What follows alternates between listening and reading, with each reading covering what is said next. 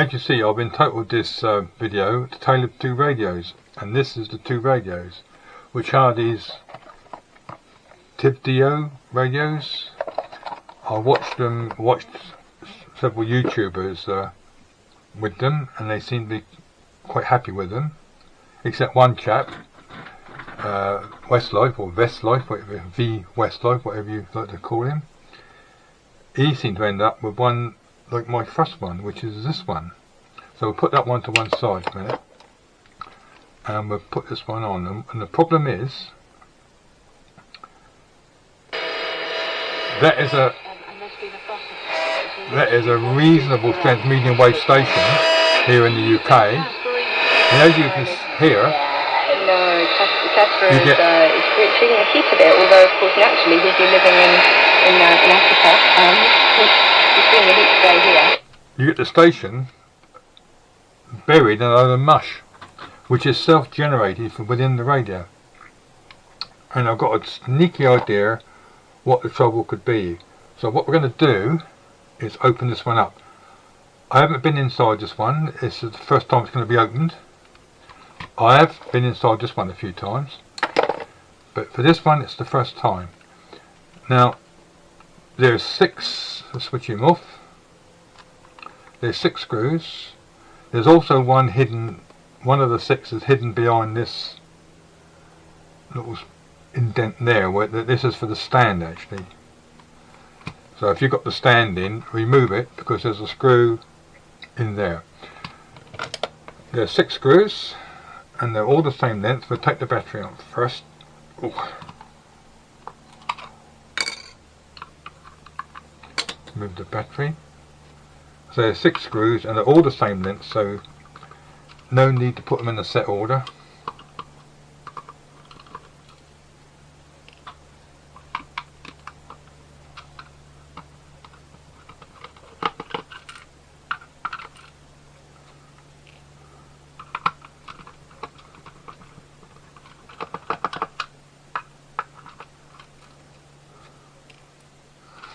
One by the aerial.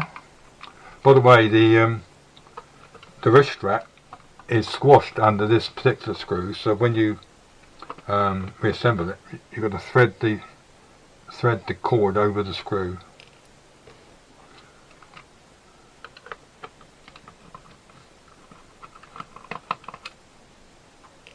These are quite well made little radios actually, and they would make an excellent bedside radio because they got a sleep timer, and I think for their size they sound quite good. I mean, I can remember the little pocket radios of the 60s, and some of them didn't sound too great at all, with plenty of crossover distortion because most of them didn't have matched output transistors, but because none of that applies now with these, the sound from this is quite good. Now we're going to ease this apart. Now you've got to be a bit careful because just about here there is a ferrite bar aerial for the medium wave, and it doesn't always come out in the right half of the radio. You want it to remain attached to the front part where the circuit board is, but when I took the other one apart it came out wedged in the back part of the case. So if you open it up too quickly you're going to sever the wires to the medium wave bar antenna. So careful is the name of the game. If you've got an SD card in, you must remove that, because now we've got to ease the back forward slightly over these sockets, and we're free now. Let's see what happens. See, look, we've got that case here. The actual bar antenna has remained in the back part of the radio where we don't want it. So we have to ease that out.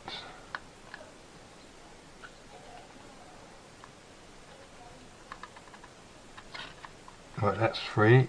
Now we'll lay it down. You want it really to stay in this part, and what I've done with the other radio, I've actually glued it in that part so it always remains there. Now the other thing is we're now attached with a black wire which comes from the telescopic aerial, and I think this is the problem, this wire. And I think what's happening is when you bolt this radio back up, you've got no control where that ends up, and if that ends up laying across these processing chips, it's going to inject interference directly into the aerial sockets. I mean, you think you could push it over this way when you close radio up, but because this particular radio, the speaker, sits in its own enclosure. So it's all sealed here, look. So the auxiliary base radiator and the speaker is actually completely sealed off from the circuit board. So it's quite nicely designed, really. But the problem is this wire here. So what I'm going to do to prove a point is I'm going to disconnect this. I should have put the soldering iron on, so I'll wait for that to warm up. I'm going to disconnect this and then put it back on, roughly assemble it and put it back on to just prove a point. But as we're waiting for the soldering iron to move out, all I'm going to do for now, I'm going to snick this off. Right, and I'm going to reassemble it. So we won't have the rod antenna now, but we're only at this point in time we're just using the medium wave. So we'll roughly reassemble it.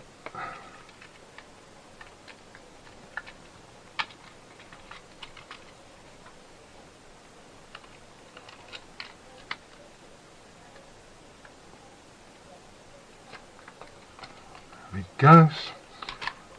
We'll temporarily put the battery back in. Now of course we left it on the medium wave band, so it should come on. For health checking purposes, and we've actually won awards for the training here at the zoo here. We have all of the cats here are blood sample and injection trained, which means we don't need to use a dart gun. There's a bit of noise there. So presumably that's far better for them. Much better for their welfare. If you but it is much better.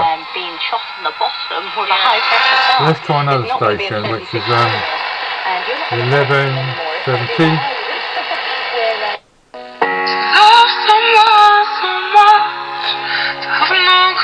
I mean that's, we could have, let's put it,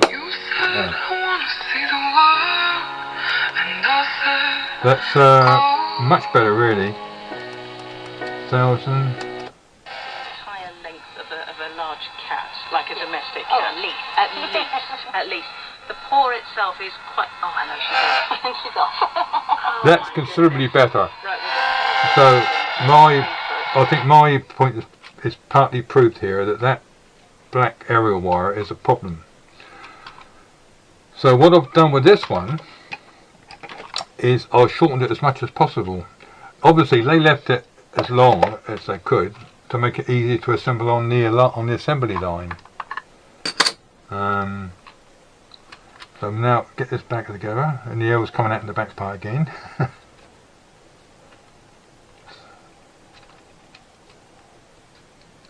Ease that away. So if I had my glue gun on now, I'd put a bit of hot melt glue underneath that so that it stays in that part. Yes, so I think what we really need is a screen, some screen wire or some very thin coax, so we can earth it down to this ground plane here, so it'll be fully screened. But it's getting a bit of very small. This has been pinched. You can see it's been pinched here quite badly. So all I've done in the other one, in the other radio, is I shortened it as much as I could. But it does make it a bit fiddly because you have to solder it with the back nearby.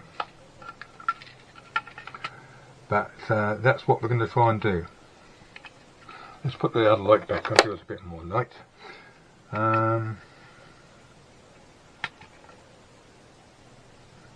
Yeah, you can cut off about an inch or so of this stuff. So here goes. Now going back.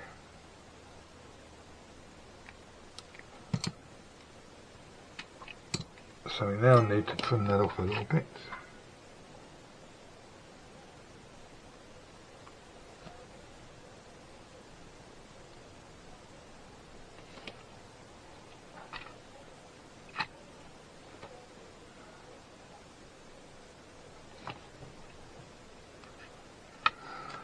Right, get some solder.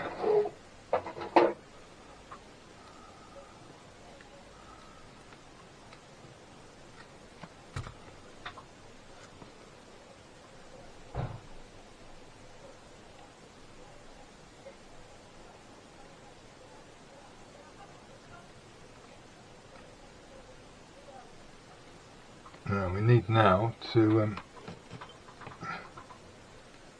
get that off of there.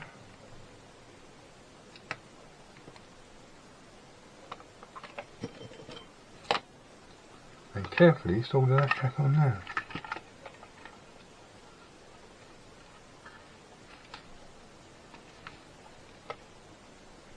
In fact, I could pull him out from there for the time being. Make it a little bit easier.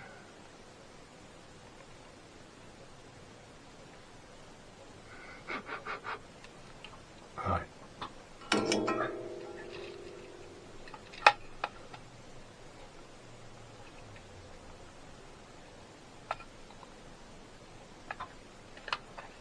Looks alright. Now, you've got to tuck him in over this whole roundabout piece that way.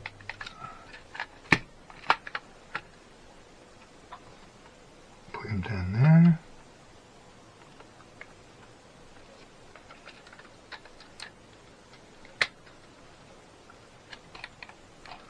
And we're back. We'll put the battery back in temporarily.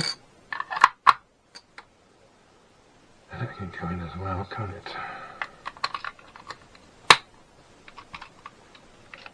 Let's do a quick try.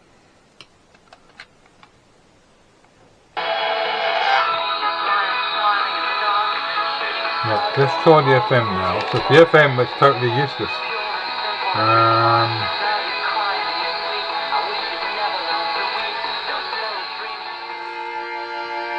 Now, a real test would be 89.3.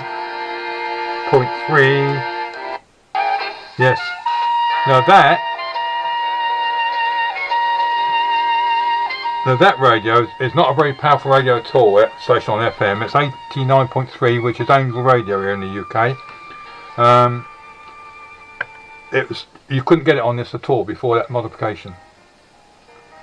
So it was worth doing. So now you might be asking at this point, how did I twig onto that fix? Well, here begins another story.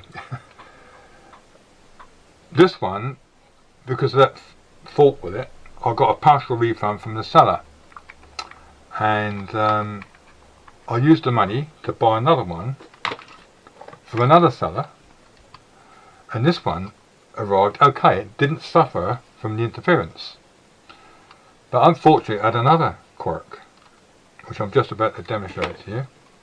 Now here we are. Turn him down, I don't want to get a copyright strike. This had another fault, and there it is on. If I switch it off, it's off. Now it won't come back on. You can hold that button down from now until whenever, and it will not come back on. The only way to get this radio back on is, at the time, would be to take the battery out, and then it resets it and you switch it back on. So what I done, the only fix I could think for that fault was to insert a little tilt switch in it, which is exactly what I've done. So now if I tip it up and press that, it'll come back on because it's reset the radio.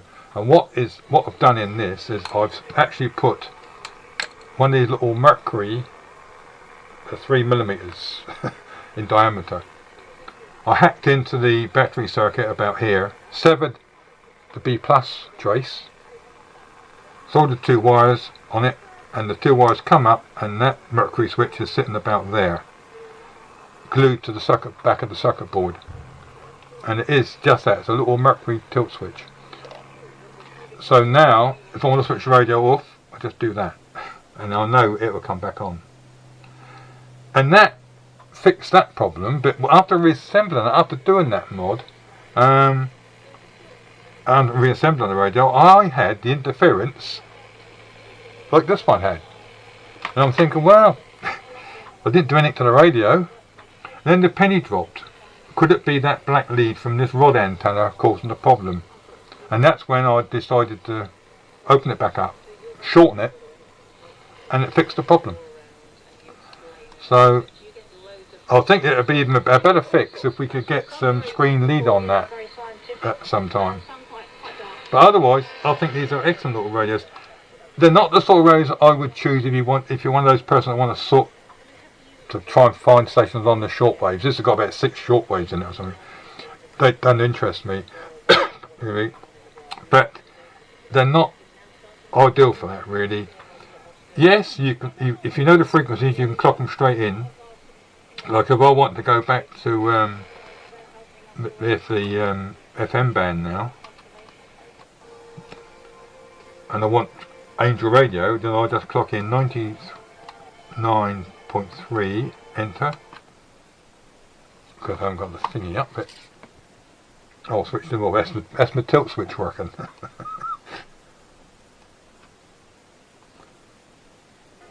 But there we are, Angel Radio.